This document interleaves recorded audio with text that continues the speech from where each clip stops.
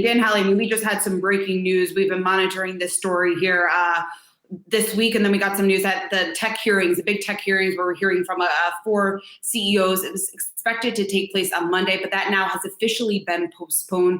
What's your reaction to that? And then I guess how quickly do you expect the tech CEOs to testify in front of Congress? Because this is something that investors were looking forward to, and I know the congressmen who would be able to ask them questions were really looking forward to it as well. Yeah, I think for the companies themselves, they're basically just kind of breathing a sigh of relief that now they have even more time to prepare than they did before. It's not as though they're not going to testify eventually. You expect maybe sometime next month we'll see something.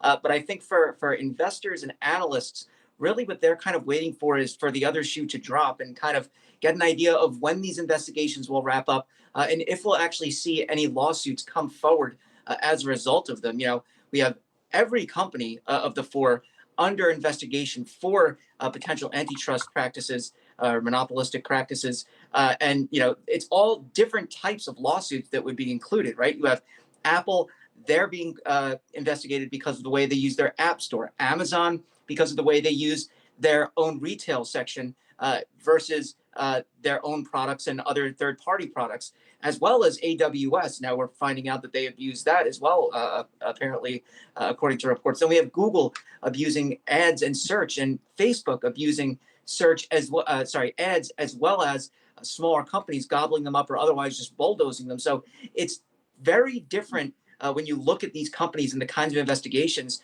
that are going forward. So I think really what we're hearing so far is that it'll be Amazon and Google to really get the brunt of it first. And then we'll likely see Facebook and Apple. Apple, you know, it seems like they're kind of on the outskirts of this. They're not necessarily the main offenders that people are looking at.